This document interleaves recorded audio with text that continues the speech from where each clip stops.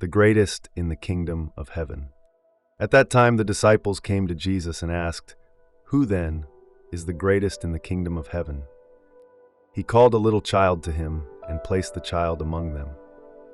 And he said, "Truly I tell you, unless you change and become like little children, you will never enter the kingdom of heaven.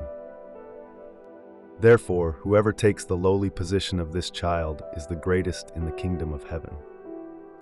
And whoever welcomes one such child in my name welcomes me." Causing to stumble. If anyone causes one of these little ones, those who believe in me, to stumble, it would be better for them to have a large millstone hung around their neck and to be drowned in the depths of the sea. Woe to the world because of the things that cause people to stumble.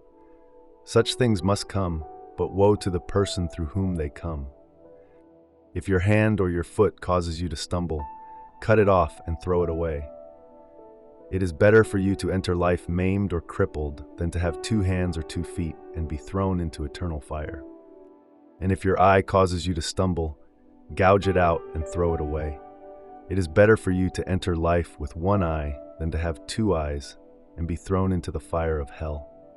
The parable of the wandering sheep. See that you do not despise one of these little ones, for I tell you that their angels in heaven always see the face of my Father in heaven.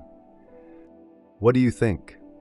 If a man owns 100 sheep and one of them wanders away, will he not leave the 99 on the hills and go to look for the one that wandered off? And if he finds it, truly I tell you, he is happier about that one sheep than about the 99 that did not wander off. In the same way, your Father in heaven is not willing that any of these little ones should perish. Dealing with sin in the church. If your brother or sister sins, go and point out their fault, just between the 2 of you.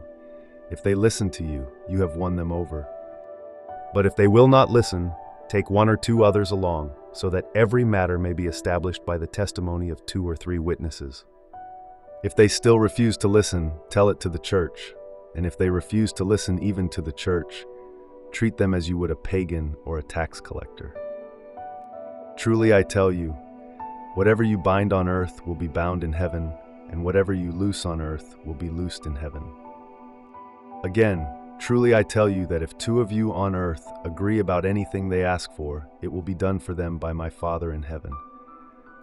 For where 2 or 3 gather in my name, there am I with them. The parable of the unmerciful servant. Then Peter came to Jesus and asked, "Lord, how many times shall I forgive my brother or sister who sins against me? Up to 7 times. Jesus answered, "I tell you, not 7 times, but 77 times. Therefore, the kingdom of heaven is like a king who wanted to settle accounts with his servants. As he began the settlement, a man who owed him 10,000 bags of gold was brought to him. Since he was not able to pay, the master ordered that he and his wife and his children and all that he had be sold to repay the debt. At this, the servant fell on his knees before him. 'Be patient with me,' he begged, 'and I will pay back everything.' The servant's master took pity on him, canceled the debt, and let him go. But when that servant went out, he found one of his fellow servants who owed him 100 silver coins. He grabbed him and began to choke him. 'Pay back what you owe me,' he demanded. His fellow servant fell to his knees and begged him, 'Be patient with me, and I will pay it back.' But he refused. Instead, he went off and had the man thrown into prison until he could pay the debt. When the other servants saw what had happened, they were outraged and went and told their master everything that had happened. Then the master called the servant in. 'You wicked servant,' he said, 'I canceled all that debt of yours because you begged me to. Shouldn't you have had mercy on your fellow servant just as I had on you?' In anger, his master handed him over to the jailers to be tortured until he should pay back all he owed.